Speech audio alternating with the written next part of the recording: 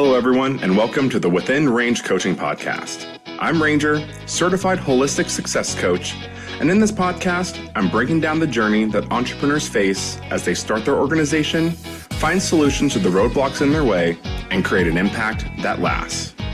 So if you're an entrepreneur, nonprofit leader, or purpose-driven community member that wants to learn how to grow your impact and develop yourself as the person behind the mission, then this podcast is for you.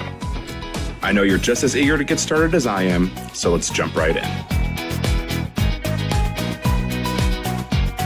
Good morning, good afternoon, and good evening, everyone, and welcome to today's episode. Doing my Walk Across America portion of the podcast still, and I have, as of now, made it through the state of Alabama, currently sitting pretty much just right on the border of Mississippi and Alabama. And I am joined today by someone that helped make my Alabama portion possible. Her and her husband were able to shuttle me around a little bit, offered me a place to stay in their nice little shed up in northern Alabama area. And it was super nice, super sweet of them. I really appreciated my time with them. They made me feel right at home. At one point, I accidentally made a comment about us having cookies on the table or we having something available. And then I realized, wait a second, this isn't my house. Why am I saying these things? And I think that just goes to show just like how great of people there are in the world. And as we were talking, she mentioned that she works for a nonprofit. So that made my, coach flags go up and go my podcast ears like, oh, wait a second. What do you mean you work for a nonprofit? And I mean, I'll let her talk more about it, but today we're joined by Ashley Rogers, and I looked her up on the internet, and I found that she is a pediatric oncology nurse. I think I said that right. And you did. Perfect. Okay.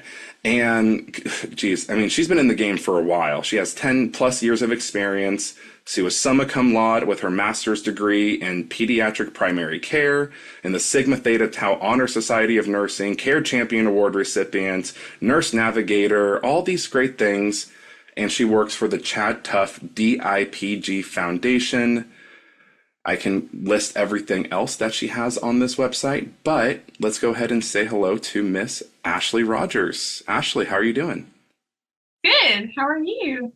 I'm doing pretty good. Just hanging out. I'm trying to make sure I say all the right things. And I mean, like we were talking right before we jumped on about all the different abbreviations and everything you have. I guess just to kind of introduce yourself in a way that makes sense to the listeners rather than me just listing off stuff off a website.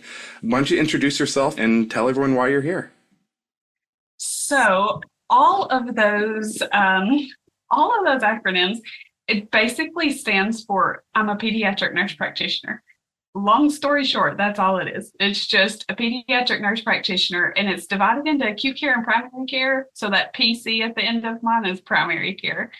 So it's basically like I could work in a doctor's office. I can see kids on a routine basis, things like that. Like I can treat children like a pediatrician would for the most part. So Gotcha. Long story short, that's what all that means. Gotcha. Okay, so a kid doctor. Kinda. Yeah. Kinda, yeah. Okay, so when you say you work with pediatrics, I know that you're more so in the oncology aspect of it. So could you explain a little bit of how those two relate with your experience and the education that you have? Yeah, so like in Alabama, you can't specify pediatric oncology nurse practitioner. So I just did pediatric nurse practitioner.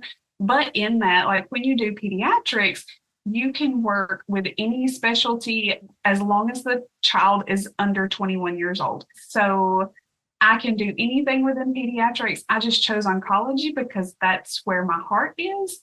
And so that is how I ended up in the oncology space, treating children with cancer. Gotcha. And to kind of, align our conversation today with a purpose, like what would you say is your intention overall for our conversation? Really to be open to opportunity, even though it may not be exactly like the plan that you thought you had for your life and direction that it was going, because I'm not where I thought I would be 15 years ago. Yeah, no, and again, we talked a little bit off camera about that, and it sounds like a lot of what you were planning beforehand, it was kind of like this was something that you thought about when you were younger, and then it changed, and then it changed again, and then it changed again while you were working in it, and now you're somewhere completely different, Yes, which is a lot of 100%. vagueness, but we'll get into more of the specifics in a second. But yeah, why don't we just kind of jump into your background? Like, what is it that made little Ashley go, I want to be a pediatric oncologist slash I want to do all these other things? What got us here? So, backstory, my dad was diagnosed with mesothelioma when I was 9 years old. Um, it at the time it was extremely rare. There was only two cases out of a million, and so it took a very long time to figure out exactly what he had. He lived 5 months to the day from he started having symptoms, and then literally 5 months to the day he passed away. So it was extremely fast, an absolute whirlwind. And at that time, like I was young enough, I didn't really know exactly what was going on. I didn't understand it. I knew he had cancer. I knew it was rare. I knew they didn't know how to treat it. And at the time, the longest anyone had lived was 8 months with it. Um, so it was extremely rare. But that's kind of like what threw me into like the oncology world. And I remember saying, when people would ask you back then, like, oh, what do you want to be when you grow up? I'm like, I want to be an oncologist because I want to work with cancer. I want to help treat cancer because that's what my daddy was going through. And I remember thinking one day, like just thinking to myself, like, what? Working with kids would be fun to work with. I wonder if there's anything like pediatric oncology. Like at the time, not knowing that that was even such a thing. And so when people would ask, like, I'd be like, I want to be a pediatric oncologist. How on earth does a 10-year-old like, where do you come up with this? Like nobody says those kind of things. Yeah, and it's interesting that you were able to kind of just put like you in your own mind, it sounds like you invented the field almost Yeah, just by I did. combining. Yeah, I had zero idea that there was even such a thing as pediatric oncology. When I was that age, I had no idea. I just thought like, oh, I like working with kids and I want to do cancer. So let's just put those two together. Like maybe there's such a thing as that. And so that's kind of how I ended up like initially that's where my thought process came from. But of course, like I was in fourth grade and at the time, like I was not planning, like really seriously considering like what am I going to do for the rest of my life. And so like I get up in high school and it's you really start thinking like, okay, what I want to do. And for some reason, that thought of being pediatric oncologist had just completely left my mind. It was not in my mind at all of like things that I wanted to do. I considered accounting. I considered being like a math professor. I considered doing all sorts of things. And really, like in high school, when I was like figuring out what I wanted to do, I had decided I was going to be an engineer. And I really wanted to I considered like biomedical engineering. And that was like the closest to the medical field that I got. But I had actually settled on civil engineering and architectural engineering is what I had settled on that I really wanted to do. Gotcha. And it's So, funny you say biomedical engineering because there was a very, very brief period where I considered that from switching uh-huh. from animal science to biomedical. And I am so glad I did not because I am not the greatest at all the maths and sciences and or organic chemistry and but that's interesting that for you it kind of just left your mind entirely. Like what It do you think did. caused was it like an external pressure? Was it just it you just forgot? Like what? I have no idea. Like looking back, it's so odd. And I'm like, why didn't I consider that? Like, that's what I wanted to do when I was little. And that's what I told everybody I wanted to do. But for some reason, I don't know. I guess I just got distracted because I guess when they're talking to you about it in high school, they're thinking, like, they say, like, think about what you like doing. Think about, like what you enjoy, like in school and what do you want to do. And math was my favorite subject. And so I guess that's kind of like, I just went down that math pathway and like, well, what can I do with math and what jobs entail math? And I hated health. I hated like learning about the body and that kind of stuff. Like I took physics class instead of taking like a biology class because I was like, I'll never need that. I don't need to know like what muscles are in the body and what organs and how they work. I was like, I don't need that. I'm doing physics. I'm building Yeah, buildings. exactly. I'm making things happen. Yes. So instead, I took physics in high school, and I guess I just got distracted by, I like doing math. Let's figure out something to do with math. And I never, ever thought that I would end up in nursing at all. Gotcha. So there was that shift from pediatric oncology into engineering. When did that switch? I mean, we listed everything off. It's not like you just got back into nursing and all that. Like you've been in it for a while. So that switch happened right around high school. When did it switch back to pediatric oncology? So I had decided, like in high school, I had decided I was doing engineering.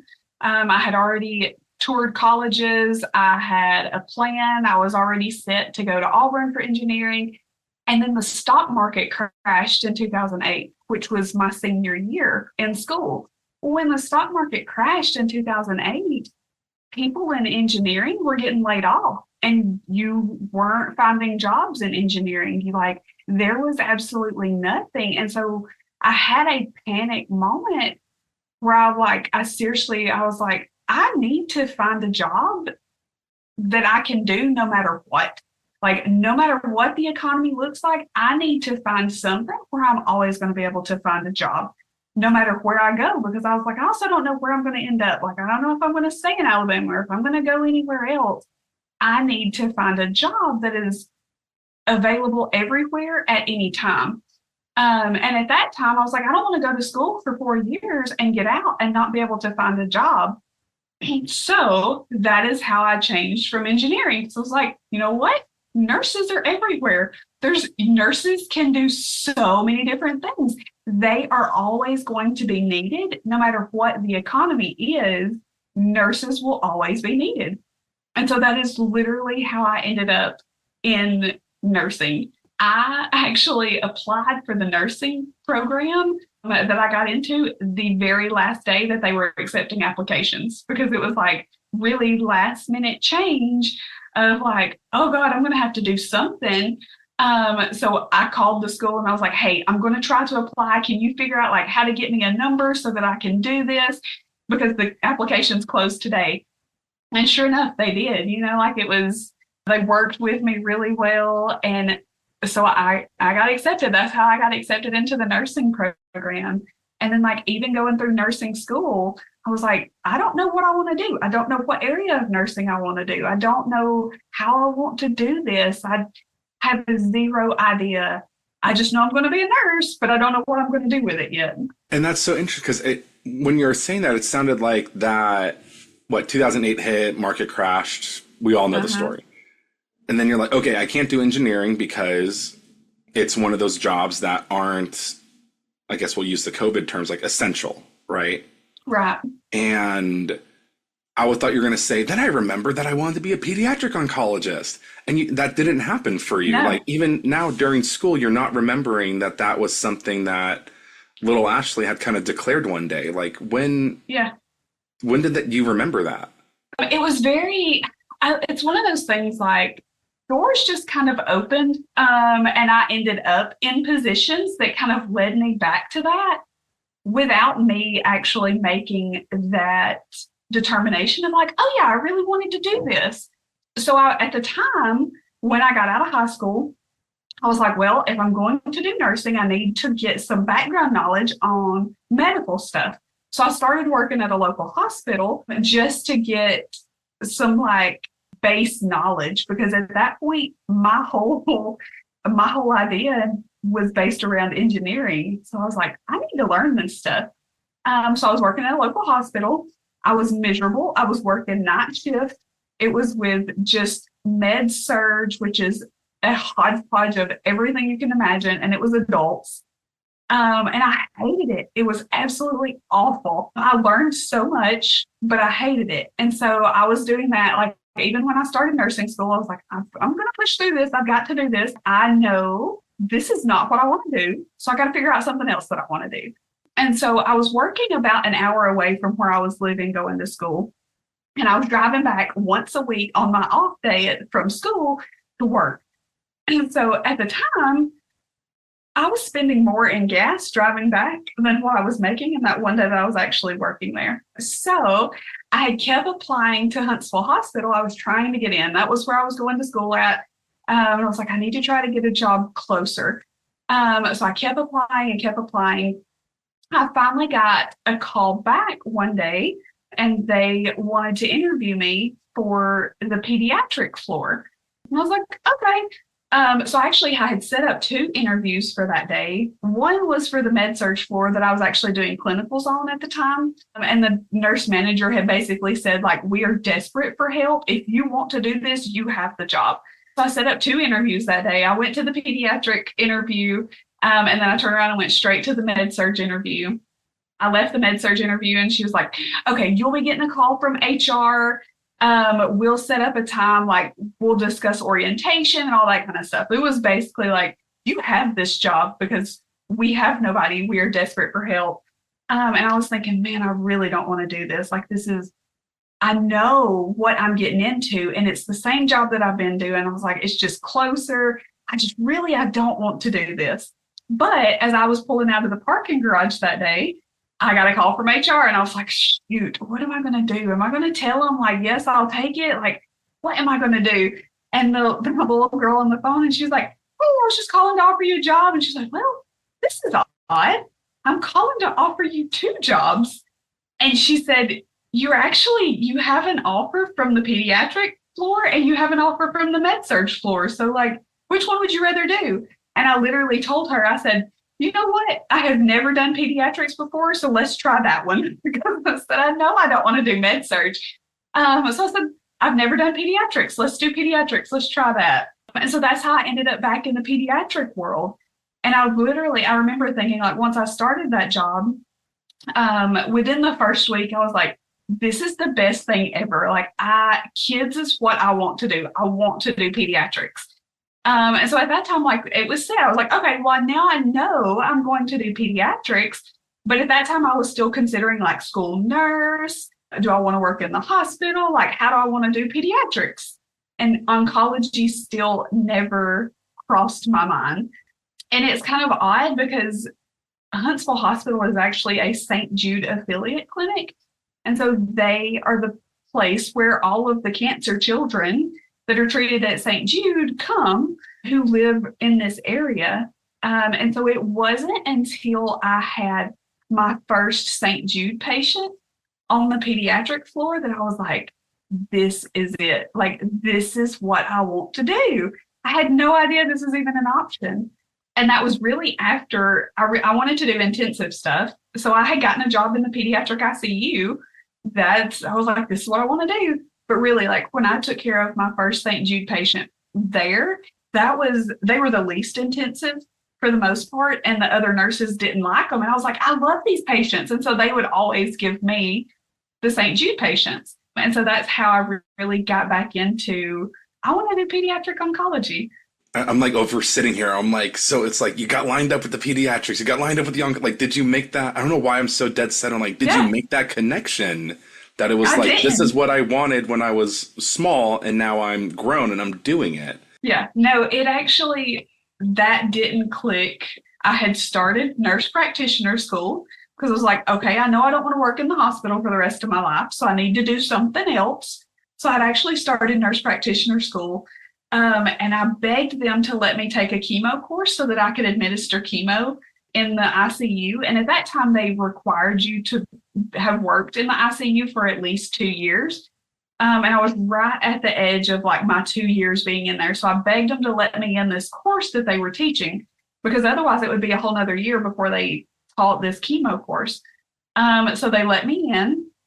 And while I was actually in that course learning to give chemo, still thinking I'm going to be in the pediatric ICU for a while and then do nurse practitioner, they said, oh, by the way, like, we have a PRN position that's open if anybody's interested, because one of our nurses has moved.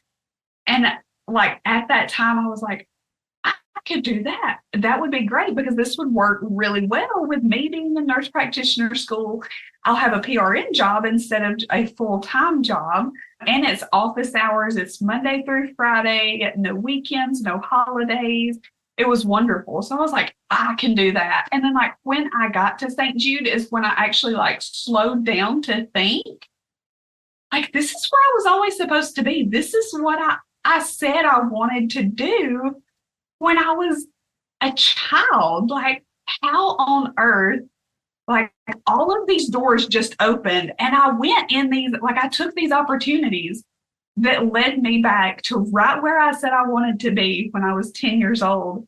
And I really had no control over that. Like, I wasn't seeking that. I wasn't like actively pursuing, like, this is what I wanted to do. It's just all of these doors just so happened to open up at the right time for me to end up right back where I feel like I was supposed to be all along. Yeah. And it sounds like internally, I mean, when you were in that initial, med surge, you said?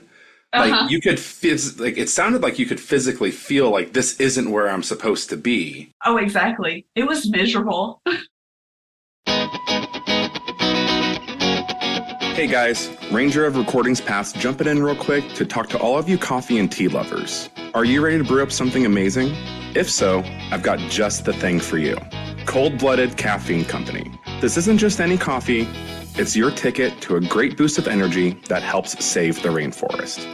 Trey and McKendrick, the founders, were able to find the perfect intersection between wildlife conservation and high-quality coffee. With each sip, you're supporting wildlife conservation efforts in coffee-producing countries, since 5% of every bag sold goes directly to protecting our planet's precious ecosystems. I've been hooked for a couple years now, ever since I picked up my first few bags at the Sacramento Reptile Show, which is exactly why when I had the opportunity to partner with them for my walk across the country, I jumped at it. My personal favorite has been the U.S. Ark Bourbon Barrel Aged Blend, followed closely by their classic Rainforest Blend. They also have multiple flavors of tea, so there's something for everyone. So drink up, make a difference, and savor every moment. Go ahead and check the link in the show notes for the referral link for some coffee, and don't forget to use the code RANGER at checkout to get 10% off. Cold-Blooded Caffeine Company, coffee with a cause. Hit the link in the show notes and grab some purpose-driven coffee today. What did it feel like it's transitioning from med-surg to pediatrics? How did you physically react to that, I guess? Physically, I loved my job. I wanted to go to work. Like when I was in med surg, I dreaded going to work every single night. And then when I started pediatrics, I loved going to work. Like I enjoyed it. I looked forward to it. I was like, well, what do I get to do today? I get to see all of these kids. And like at that time, I was in a tech position because I was still in nursing school. So I wasn't an RN yet. But I got to play with the kids. I got to take care of them, but I also got to play with them and like try to make their hospital stay somewhat enjoyable because nobody likes staying in a hospital, you know? And so that is kind of like what sparked my love for like where I ended up is like, I love like playing with the kids and trying to make their hospital stay somewhat enjoyable, somewhat better than it was. Like try to make the best out of this situation. And so like I loved going to work. It was a completely different feeling than when I was at med-surg. Yeah, I don't know why, but when you describe that, what I kind of see, like I like the metaphors, right? It sounds like, okay, you're in this dark space. Like let's put a few stars out. Let's brighten up that night sky. Let's make this time as enjoyable as possible with the circumstances that we're facing at the moment. Yeah, exactly. Yeah. Okay. And again, I mean, I know just a little bit of your story from this, like falling into where you're at now with Chad Tuff, DIPG, like how did that, because it sounds like this is the position for you again on steroids. Like, yeah. It just kind of keeps getting better on accident. So like, how did you get involved with Chad Tuff? What is Chad Tuff? Like, can you kind of explain that transition too? Yeah, so I worked at St. Jude, the affiliate clinic there in Huntsville for 6 years. And it wasn't until toward the end of my 6 years there that we had started, that was COVID had hit. We had gotten extremely busy. We were completely overrun and understaffed, and the restrictions on the hospital made it that much harder for us.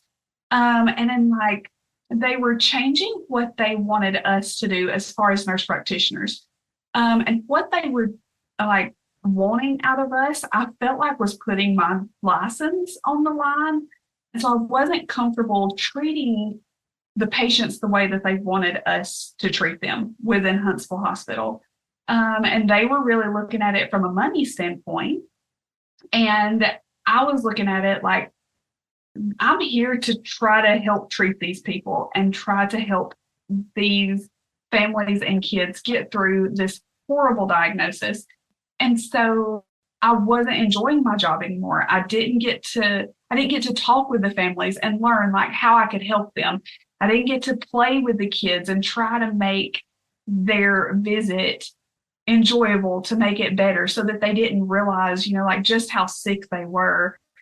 All of that had been taken away, and they really wanted me to pump in patients as quick as I can, like get in there, get out, like no extra talking, nothing. And so I was like, this is not what I went into this for. This is not why I went into pediatric oncology. So I started looking for a job. And I knew, I was like, I'm not going to leave for just anything. So I got on there. I had been looking like on Indeed and all of the job sites.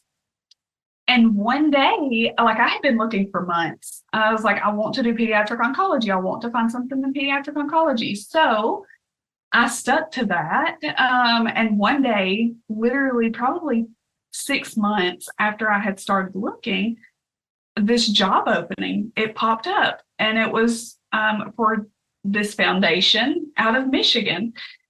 And I knew, like from the job posting, it said DIPG. So I knew just from my prior oncology experience, DIPG patients, it's terminal, it's 100% fatal.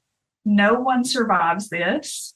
And so I took a step back and I was like, this is pediatric oncology and it's working from home. So I was like, that sounds like a really good perk. But I thought, like, am I okay with all of my patients dying? Like, I know going into this, every single one of my patients will die. And am I okay with that? Like, do I think I can handle that? So I didn't apply immediately. I kept looking, and several days later, it popped back up.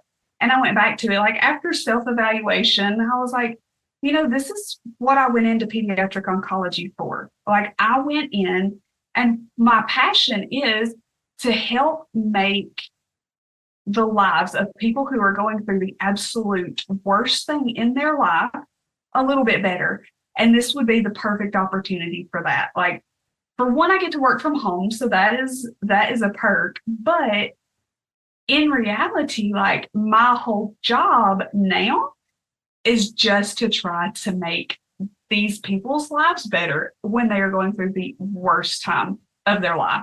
They are in the worst circumstances.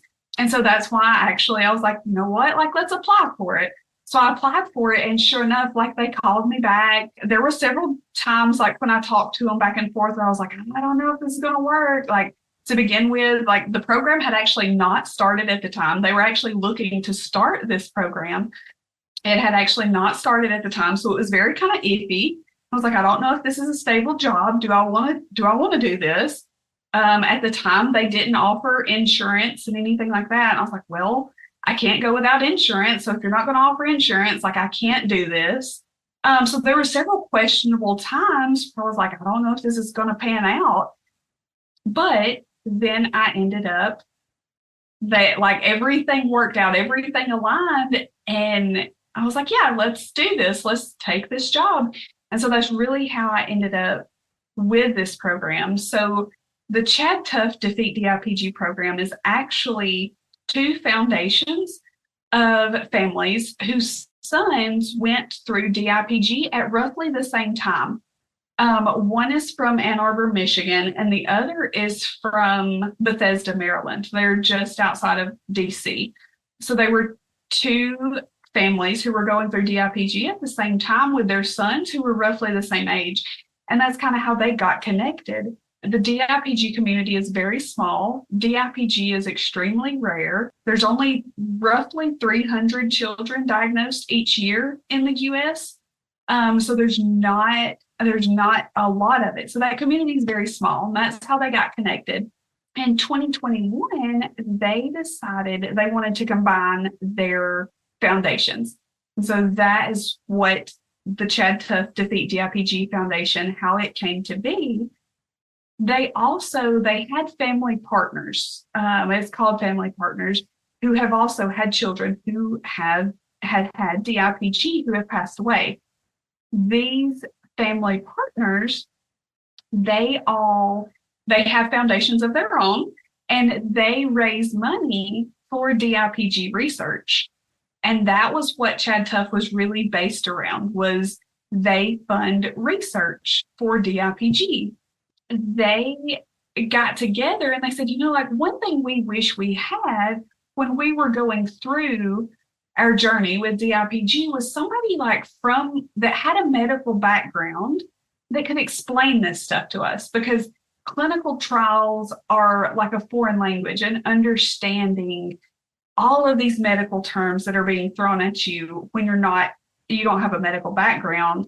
It's very hard to understand, and it's hard to understand how the clinical trials work and when they accept patients and why they are no longer accepting patients. They have different periods of time when they can accept them. And there's all of this criteria that you have to be eligible for to actually qualify for the clinical trial. And I wish they had someone who could help explain symptoms, my child woke up and they're vomiting. What do I do with this? And just different things like that. They said they wanted someone who had a medical background. So they developed this idea of a Nurse Navigator program who really specializes just with pediatric oncology and DIPG. And so that is how they developed this program. And so I was in on the initial hire of a nurse to help with this navigation process. And because of my experience at St. Jude and what I had done previously, they said, this is perfect. You're perfect for this job. And so that's how I ended up there. It's so crazy. And then we actually we started the program. We developed the program. We brainstormed. We wrote the website. We went through every single detail of DIPG and tried to explain it. So we have a massive website that we actually wrote. We developed the standard protocols for what we're going to do, when we hire nurses in the future. How are we going to train them? What do we think they need to know? Just is really from the ground up developed this whole entire program. And now we have actually, May 12th will be 2 years that our program has actually been live, where we've been accepting patients and working with patients and families. And just this month, we have reached our 300th patient that we are working with. So in less than 2 years, we have already reached over 300 families that we have been working with to help navigate this disease and understand what is going on with their child. So it really is. It's so crazy. I was going to say, I'm looking at the website right now, and one, it's fantastic. Two, you're right on the front page, which is so funny to see that. It's wow, that's the person making it happen, right? And yeah, 300 families, 40 states, 36 countries. It's just insane the reach that you guys have. And what I think is so interesting there is it sounds again, you're just kind of all of these doors are opening and you're just kind of falling into these different aspects. And Chad Tough started at, funding research, kind of more, what is it? The hands-off approach almost. We're still very much in it, but now it's okay, now we have this team of nurse navigators, which now makes a lot more sense. on what that Yeah. means, that are like kind of like the boots on the ground, like interacting with families, making it happen. So that's Yeah, it that's is. incredible. And it's really amazing because like in this past year, Chad Tuff was actually the largest funder of DIPG research in the US. So like Wow. they have taken this small foundation that they developed, and now like Chad Tuff donated over $6 million that they raised for just strictly for DIPG research last year. That is incredible. Jeez. Yeah. What? I mean, I don't know if there's like, I don't know if how many other DIPG foundations there are, but like what do you think's led to the success of like that level of success with Chad Tuff? They actually, so they get out there and they try to make everyone aware, Hmm. because it is so rare. There's so many people like when I say I work with DIPG, they're like, okay, what is that? Like I have zero idea of what DIPG is, and so they do a lot of work getting out and telling their stories. And it's really like the founders and the families that are within our program across the country. They are getting out there and they're saying, like, hey, I'm sure you probably never heard of this, but like, let me tell you what this is. Let me tell you how terrible this disease is and how there has been no research for it. Like, there's no change in the standard of care for the IPG since the 60s. Like there's not funding for it. The government doesn't recognize it as like something as important to fund, and it's not like it gets put on the back burner, kind of like behind like pediatric leukemia, um, where there's been leaps and bounds of changes and research and treatment, and now there's like leukemia is at a 96% cure rate. um, and with DIPG, there just hasn't been the research behind it to like try to figure out how to treat this. And so that's what they do. Like they put a lot of work into just getting out there and making everyone aware that this is a problem and it can happen to anyone. So actually, one of our founding families, the one that's from Ann Arbor, Michigan, they are somewhat like Michigan royalty. So the Carrs, Chad Carr is the Chad Tuff child. The Carrs, his grandfather was one of the Michigan head coaches for football that led them to like, I don't know, a national championship maybe.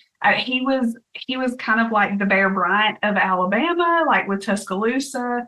Like he is one of the most well-respected coaches within Michigan University for football. And so like they had a lot of reach just being the Carr family because it was Lloyd Carr's grandson who was diagnosed. So they had a lot of pull with that. And like it's, I don't know, DIPG doesn't discriminate. Like you've got those people who have great connections. And then you also have those who have no connections, who have no money. Like we have children who are living out of hotels because they're in terrible situations, like it doesn't discriminate at all. And so that's kind of like what their push is. Like this could happen to you. It could happen to anyone. And Yeah. it's devastating. And it sounds like it's not a very common diagnosis. So is that kind of what's leading to it not being well known or well funded, Yeah. like compared to other Yeah. types of cancers? Yeah, absolutely. Because it is so Interesting. rare that they feel like it's not worth putting a lot of money into because it doesn't happen that often. Like they would rather put their money into like leukemia, which is very common, or like lymphoma, which is also a very common pediatric oncology diagnosis. Like you get more bang for your buck. Like you can see where your money is going and how your money is making a difference there. Whereas with DIPG, it's not like that. It's so rare. You just don't. It's extremely hard to treat because it is in the middle of the brainstem is typically where this tumor is located. It's very hard to get any medications to that particular place without also like affecting the other brain tissue like that. It controls everything in your body. It's a very sensitive place where it is at, and actually getting drugs to it, it requires a lot of research. And so like now there are researchers across the country, a lot that we have helped fund, where they're looking at like, okay, how can we treat this? How do we do this? How can we get medication in there? Like, we get this medication in there. Does that work? Is that helping to treat this tumor? Um, and things like that. So, like in the past, I would say 5 to 10 years, the DIPG landscape has changed tremendously. There have been leaps and bounds of clinical trials opening up for patients. And we actually have a handful of kids who are 1 and 2 years out. We actually have a couple who are 5 years out from diagnosis, which is just completely unheard of because the average prognosis time for this disease is 9 to 11 months. So usually, like from the time you're diagnosed, you typically have about 9 to 11 months to live. And then you're gone. Yeah. And I guess to kind of wrap up that conversation with, like, you mentioned earlier that, I mean, that's tough. That sounds like something that, of course, for the families, for all those involved, but for like you and your fellow like nurse navigators to kind of, I guess, see that and experience that almost daily, monthly, week, whatever. Yeah. What do you guys do to kind of handle all of that heaviness, I guess, if that makes sense? It is. It's very, very hard. And that is one of the reasons why I didn't apply for the job initially, because I was like, can I handle this? Am I okay with every single one of my patients passing away? And I think like how we handle it is like we go into it knowing what the outcome is going to be. We hope for those, like, yes, we hope your child makes it 1 and 2 years and 5 years, and we hope we see more of that. But in reality, like, we are very aware of this is what's going to happen. Like, this is what the outcome is going to be. This child is going to pass away. And typically pretty quickly. So it's one of those things, like when you go in with that mindset, knowing that this is what's going to happen, it allows you to like handle those emotions and that attachment in a different way. You still get attached to your patients and you still get attached to your families, and you feel that deeply when one of them passes away. But I think, like, for me, just from my perspective, like just knowing prior to going into it what this outcome is going to be makes it easier for me to cope with that, like to cope with losing every single patient. And it sounds like there's a couple aspects of that, like being very aware of the situation that they're in, knowing what that ultimate outcome is. And it sounds like just being very connected to that purpose and that mission that you have for yourself of kind of like being a light, shining it as brightly as possible so that they can, I don't know, again, like really just focus on what's most important at that time, which is trying to get better, trying to focus on their family, et cetera, and being that beacon for them, essentially. Yeah. And that is ultimately like why I ended up going back and applying for the job, is because like this is my passion. This is what I want to do. And so like having that passion for this and knowing, being aware of like what the outcome is going to be, it makes it worth it. Like, it's not saying that there's not hard days. Like, there are hard days, but it makes it worth it in the grand scheme of things. Like, if I can ease their burden in some way, then I have done my job, then I have gotten that satisfaction, my self-satisfaction of being able to help them while also like easing some of their pain and burden. For sure. Well, Ashley, I mean, that definitely shines through. And I mean, gosh, it sounds like the universe, God, whatever, like you was placed here perfectly and just opened up all those doors so that you can kind of share that magic and light with other people. So I definitely want to acknowledge you for that, because I think that's incredible, that just the openness that you've had to all those opportunities and like positioning yourself in a way that when the doors open, you could just kind of walk right through. Yeah. When it's so crazy, it was really almost like it was completely out of my control. Yeah. Because I mean, honestly, like I don't feel like if I had really stuck to my guns and went the engineering route, that I would have this satisfaction that I have in life. You know, like I don't feel like I would be able to make the difference that I'm making now if I had really actually stuck with engineering. And that's what I wanted to do. I really had to be open to all the opportunities that just fell in my lap, essentially. Yeah, that's amazing. But no, Ashley, thank you so much for sharing the story and helping bring more awareness to DIPG and what Chad Tough does with the foundation and the work you guys are doing. If folks wanted to learn more about Chad Tough, they wanted to donate, wanted to help out or volunteer, whatever, where can they find you guys on the internet? So we actually have two websites. The foundation is chadtough.org. That tells really about the foundation and more about the research funding side of our program. The program that we developed is called My DIPG Navigator, and that is the portion where we are actually helping the families, and that is mydipgnavigator.org. So you can learn about both Chad Tough and the My DIPG Navigator program within both of those. I would say more of like, if anyone is interested in donating, that would be more along the Chad Tough side of things. And then you can kind of delineate where you want the money to go to. Like if you want it to go more toward research for DIPG, or if you would rather it go more toward funding for our program. I guess one thing to mention too that is like significant about our program is it's free of charge for families. So the families that are going through this, they do not pay for our service at all. We are funded as nurses strictly through the donations of the families who have gone through this in the past, who said, we wish we had this.